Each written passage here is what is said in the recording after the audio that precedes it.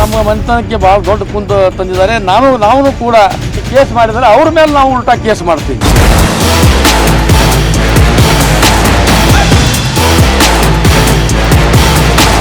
ತಪ್ಪು ಮಾಹಿತಿ ಇದು ಮಾಡಿದ್ರು, ಏನೇನ ಮಾಡಿದ್ರೆ ನಾವು ನಮ್ಮ ಸಮಾಜದವರು ಸುಮ್ಮನಿರೋದಿಲ್ಲ. ನಾವು ಇದರ ಬಗ್ಗೆ ತಂಗೆ ಹೇಳಬೇಕು. ನಡೆ ನುಡಿ ನೋಡಿ ಕೇಸಿ ಸಹಿಸ್ಕೊಳ್ಳಲಾಗಲಾತೆ.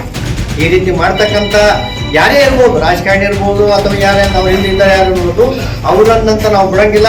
ಶಾಪುರಲ್ಲೇ ಅಲ್ಲ, ಇಡೀ ಕರ್ನಾಟಕದಲ್ಲಿ ಪ್ರತಿ ಜಿಲ್ಲೆಯಲ್ಲಿ ಕೂಡ ಎಲ್ಲಾ ತಾಲೂಕು ಜಿಲ್ಲಾಧ್ಯಕ್ಷರಿಗೆ ಕಾಂಟ್ಯಾಕ್ಟ್ ಮಾಡಿ ನಾವು ಜಿಲ್ಲೆಗಳನ್ನ ಬಂದ್ ಮಾಡೋ ವ್ಯವಸ್ಥೆ ಮಾಡ್ತೀವಿ. ಒಂದು ವೇಳೆ ಕೇಸ್ ವಾಪಸ್ ತಗೊಳ್ಳಿಲ್ಲ ಅಂತಂದ್ರೆ ಅವರು ಕೆಳಮಟ್ಟದಲ್ಲಿ ಇರ್ತಕ್ಕಂಥವ್ರನ್ನ ಅಬ್ಬಿಗಂತ ನಿಂತೆ ನಾನು ನೋಡಿ ಕೆಳಮಟ್ಟದಲ್ಲಿ ಪೂರ ಅವ್ರಿಗೆ ನಾರಾಯಣ ಅಂತ ಹೇಳ್ತಾರೆ. ಅಂತರ್ಸನ್ನು ಗುಂಟು ಮಾಡ್ತಾರೆ. ತಪ್ಪು ಮಾಡಿದ್ರೆ ಅವ್ರಿಗೆ ಶಿಕ್ಷೆ ಆಗುತ್ತೆ. ಅದಕ್ಕೆ ನಾಳೆ ಮುಂಚೂಣಿಯಲ್ಲಿ ನಿಂತು ಈ ಕೆಲಸವನ್ನ ಮಾಡಿಸ್ತೀವಿ. ದಂಗೆ ಹೇಳ್ತೀವಿ, ಜಿಲ್ಲೆಯಲ್ಲೂ ಹೋರಾಟ ಮಾಡ್ತೀವಿ. ಯಾದಗಿರಿ ಜಿಲ್ಲೆಯನ್ನ ಬಂದ್ ಮಾಡ್ತೇವೆ, ಕೋರ್ಟ್ಗೆ ಹೋಗ್ತೀವಿ. ನಾವಂತೂ ಸುಮ್ಮನೆಗಿರಲ್ಲ, ಯಾವುದೇ ಕಾರಣಕ್ಕೂ ಬಿಡಲ್ಲ.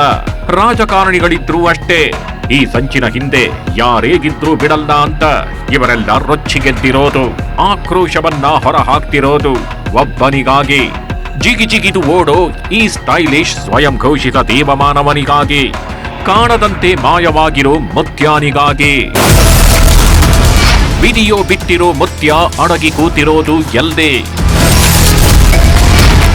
2 ದಿನ ಡೆಡ್ ಲೈನ್ ನಡೆಯುತ್ತ ಮುತ್ಯಾನ ಪವಾಡ. ಈ ಯಂಗ್ ಮಾಸ್ ಮಹಾರಾಜನ ಹೆಸರು ಮಲ್ಲಿಕಾರ್ಜುನ್ ಮುತ್ಯ ಅಲಿಯಾಸ್ ಅಪ್ಪಾಜಿ, ಉರುಫ್ ಸ್ವಯಂ ಘೋಷಿತ ದೇವಮಾನವ, ಪವಾಡ ಪುರುಷ, ಸೋಷಿಯಲ್ ಮೀಡಿಯಾ ಗಾಡ್ ಫಾದರ್, ಅವತಾರ ಪುರುಷ. ನಾನಾ ಅವತಾರಗಳನ್ನ ತಾಳಿರೋ ಅವತಾರ ಪುರುಷ ಇವನು. ಕೇವಲ 26 ವರ್ಷ ವಯಸ್ಸಿನಲ್ಲೇ ದೇವರು ಅಂತ ತನಗೆ ತಾನೇ ಘೋಷಣೆ ಮಾಡಿಕೊಂಡಿರೋ ಸ್ವಯಂ ಘೋಷಿತ ದೇವಮಾನವ. ಇಂತಹ ಮಲ್ಲಿಕಾರ್ಜುನ್ ಮುತ್ಯಾನ ದರ್ಶನಕ್ಕಾಗಿ ಜನ ಕಾದು ನಿಲ್ತಾರೆ. ಮನೆಗೆ ಕರೆಯಿಸಿಕೊಂಡು ಪಾದ ಪೂಜೆ ಮಾಡ್ತಾರೆ. ಮಲ್ಲಿಕಾರ್ಜುನ್ ಮುತ್ಯ ಮನೆಗೆ ಬಂದ್ರೆ ದೇವ್ರೆ ಮನೆಗೆ ಬಂದ ಎಂಬಂತೆ ಸಂಭ್ರಮಿಸ್ತಿದ್ರು, ಸಂತಸದಲ್ಲಿ ತೇಲುತ್ತಿದ್ರು. ರೋಡಿನಲ್ಲಿ ಕಾಣಿಸಿದ್ರು ಬಿಡಲ್ಲ, ಮಠದಲ್ಲಿ ಕಾಣಿಸಿದ್ರು ಸುಮ್ಮನಾಗಲ್ಲ. ಮುತ್ಯ ಮುತ್ಯ ಮುತ್ಯ ಅಂತ ಕಾಲಿಗೆ ಅಡ್ಡಡ್ಡ ಬೀಳ್ತಿದ್ರು. ಇಂತಹ ಸ್ವಯಂ ಘೋಷಿತ ದೇವಮಾನವ ಯಾದಗಿರಿ ಜಿಲ್ಲೆಯ ಶಹಾಪುರ ತಾಲೂಕಿನ ಮಹಲ್ ರೋಜಾ ಗ್ರಾಮದ ನಿವಾಸಿ. ಅದ್ಯಾವ ಪವಾಡ ಮಾಡಿದ್ನೋ, ಅದ್ಯಾರ ಕಷ್ಟಗಳನ್ನ ಮಾಯ ಮಾಡಿದ್ನೋ ಗೊತ್ತಿಲ್ಲ ಕಣ್ರಿ. ಉತ್ತರ ಕರ್ನಾಟಕ, ತೆಲಂಗಾಣ, ಆಂಧ್ರ, ಮಹಾರಾಷ್ಟ್ರದಲ್ಲಿ ಭಕ್ತರಿದ್ದಾರೆ. ಆ ಭಕ್ತರು ಎಂತಹ ಭಕ್ತರು ಅನ್ನೋದಕ್ಕೆ ಈ ವಿಡಿಯೋ ಸಾರಿ ಹೇಳ್ತಿದೆ.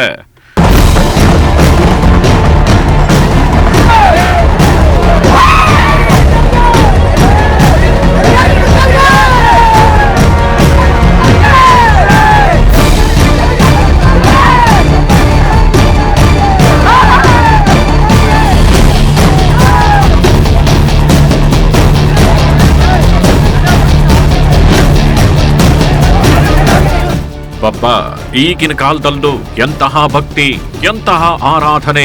ನಿಜಕ್ಕೂ ಜನ ಮರಳು, ಜಾತ್ರೆ ಮರಳು ಅನ್ನೋದಕ್ಕೆ ಈ ವಿಡಿಯೋ ಒಂದೇ ಸಾಕ್ಷಿ.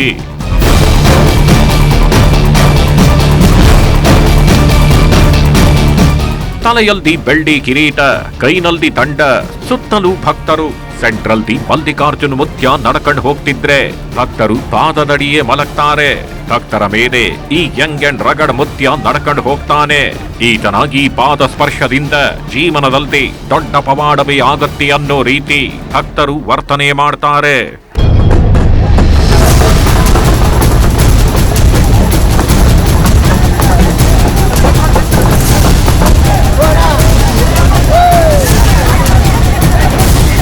ಹೋದಲ್ಲಿ ಬಂದಲ್ದೆ ಮಹಾರಾಜನಿಗೆ ಸಿಗುವಂತಹ ಮರ್ಯಾದೆ, ದೇವರೇ ಧರ ಇಳಿದು ಬಂದಾಗೆಂಬಂತೆ ಹೂವಿನ ಅಭಿಷೇಕ, ಮನೆಗೆ ಕರ್ಕೊಂಡು ಹೋಗಿ ಪಾದ ಪೂಜೆ ಮಾಡೋದೇನು.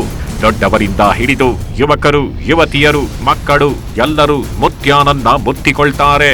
ಆಶೀರ್ವಾದ ಮಾಡಪ್ಪ ಮುತ್ಯ ಅಂತ ಕಾಲಿಗೆ ಬೀಳ್ತಾರೆ.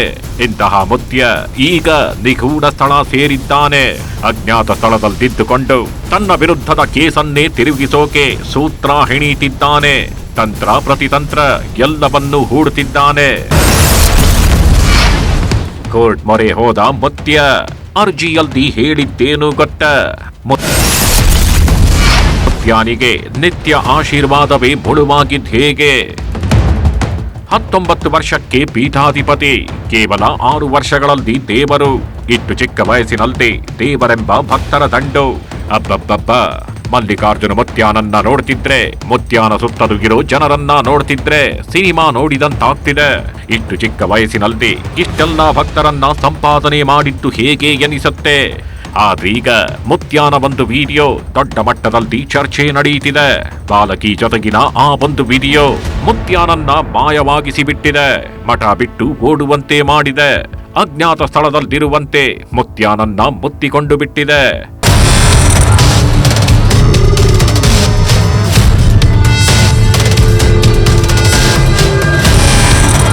ಯಾದಗಿರಿ ಜಿಲ್ಲೆಯ ಶಹಾಪುರ ತಾಲೂಕಿನ ತಗರ ಗ್ರಾಮದ ಮಹಲ್ ರೋಜಾ ಚಾಂಗದೇವ್ ಮಠದ ಪೀಠಾಧಿಪತಿ ಈ ಮುತ್ಯ.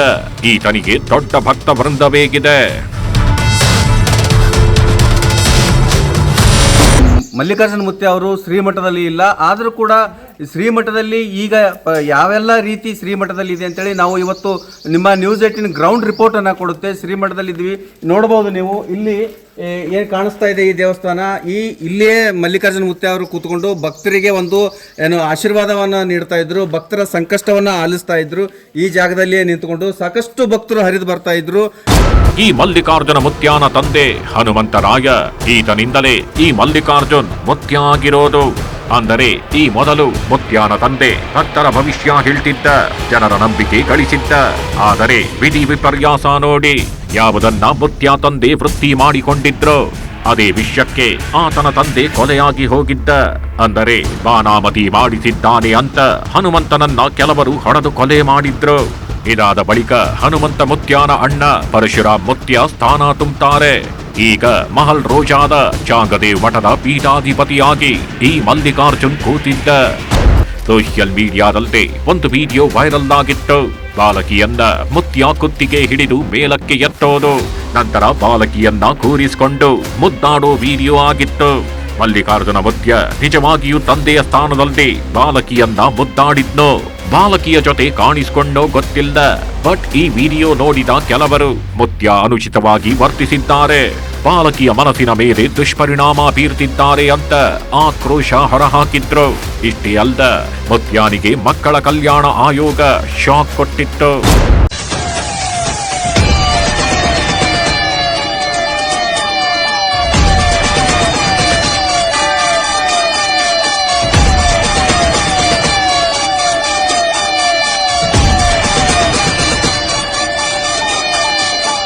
ಬಾಲಕಿ ಜೊತೆ ವಿಚಿತ್ರವಾಗಿ ನಡ್ಕೊಂಡಿದ್ದಾನೆ, ಅಪ್ಪಿಕೊಂಡು ಮುದ್ದಾಡುವ ರೀತಿ ಮಾಡಿದ್ದಾನೆ, ಚಿಕ್ಕ ಮಕ್ಕಳ ಜೊತೆ ಅಸಭ್ಯವಾಗಿ ವರ್ತಿಸಿದ್ದಾನೆ, ಭಕ್ತಿಯ ಹೆಸರಲ್ಲಿ ಅನಾಚಾರ ಮಾಡುತ್ತಿದ್ದಾನೆ ಅಂತ ಮಕ್ಕಳ ಕಲ್ಯಾಣ ಇಲಾಖೆ ಮುತ್ಯಾನ ವಿರುದ್ಧವೇ ಫೋಕ್ಸೋ ಕೇಸ್ ಜಡಿದಿತ್ತು. ಪೊಲೀಸರು ಪ್ರಕರಣ ದಾಖಲಿಸಿಕೊಂಡು ತನಿಖೆಗಿಳಿದಿದ್ರು. ಆದರೆ ಮಠಕ್ಕೆ ಹೋಗಿದ್ದ ಪೊಲೀಸರಿಗೆ ಮುತ್ಯಾನ ದರ್ಶನ ಸಿಗಲಿಲ್ಲ. ಯಾಕಂದ್ರೆ ಮಲ್ಲಿಕಾರ್ಜುನ ಮುತ್ಯ ಅದಾಗಲೇ ಮಠ ಬಿಟ್ಟು ಓಡ್ ಹೋಗಿದ್ದ, ನಾನವನಲ್ಲ ಅಂತ ಕಾಣದಂತೆ ಮಾಯವಾಗಿದ್ದ. ಈ ನಡುವೆ ಮಲ್ಲಿಕಾರ್ಜುನ ಮುತ್ಯ ಪ್ರತ್ಯಕ್ಷಗೊಂಡಿದ್ದ. ವಿಡಿಯೋ ರಿಲೀಸ್ ಮಾಡಿ ನಾನವನಲ್ಲ ವಿಚಾರಣೆಗೆ ತಾನೂ ರೆಡಿ ಅಂತ ಡೈಲಾಗ್ ಹೊಡೆದಿದ್ದ. ಶ್ರೀಮಠದ ಭಕ್ತಾದಿಗಳಲ್ಲಿ ಏನು ಹೇಳೋದಂದ್ರೆ, ಯಾವದ ಆತಂಕ ಪಡೋಂಥ ವಿಷಯ ಅಲ್ಲ ಇದು ಆತಂಕ ಪಡೋ ವಿಷಯ ಏನಿಲ್ಲ. ಅಂದ್ರೆ ನಾನು ಎಲ್ಲಿಲ್ಲ, ನಾನು ಲೋಕಲೇ ಇದ್ದೀನಿ. ನಾನು ಮಾರ್ಚ್ 13ನೇ ತಾರೀಕಿ ಶ್ರೀಮಠದ ಮಾಲರೋಜಿ ಮಠದಲ್ಲಿ ಸಾಮೂಹಿಕ ಮದುವೆ ಇದ್ದ ಕಾರಣಕ್ಕ ನಾ ಇಲ್ಲಿ ಕಾರ್ಡ್ ಕೊಡಕ್ ಬಂದೀನಿ.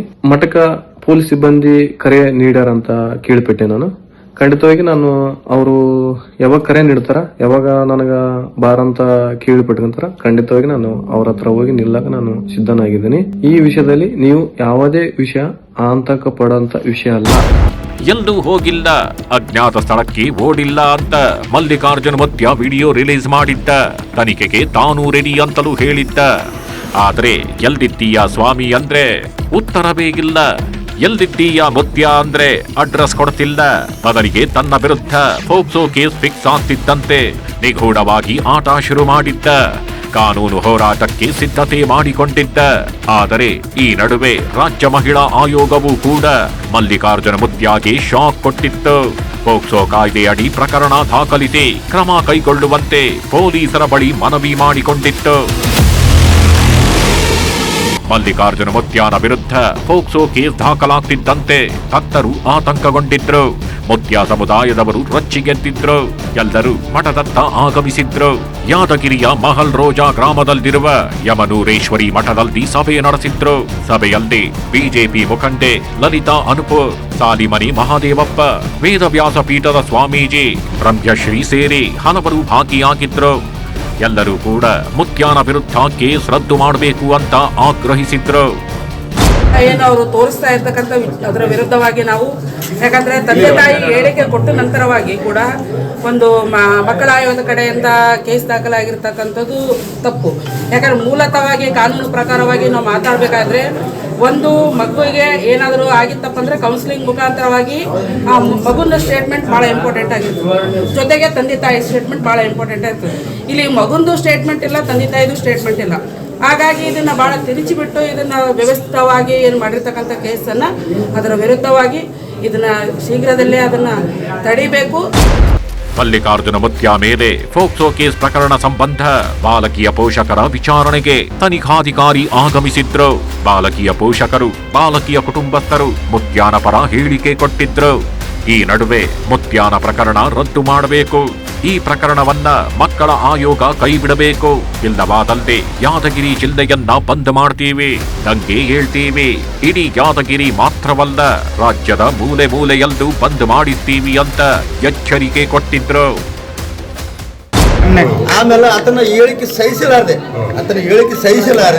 ಬಹಳಷ್ಟು ಮಂದಿ ದುಷ್ಟ ಶಕ್ತಿಗಳು, ಪಟ್ಟಭದ್ರ ದುಷ್ಟ ಶಕ್ತಿಗಳು ಅಂತೀವಿ ನಾವು, ಅಂತ ದುಷ್ಟರು ಎಲ್ಲರೂ ಸೇರಿಕೊಂಡು ಆ ಮುತ್ತನ್ನ ಹೆಸರು ಖಾರ ಮಾಡ್ಬೇಕಂತೇಳಿ ಆತಗ ಏನಾದಪ್ಪ ಅಂತಂದ್ರೆ ಒಂದು ಮಾನಸಿಕವಾಗಿ ಹಿಂಸೆ ಮಾಡ್ಲಕತ್ತಾರೆ.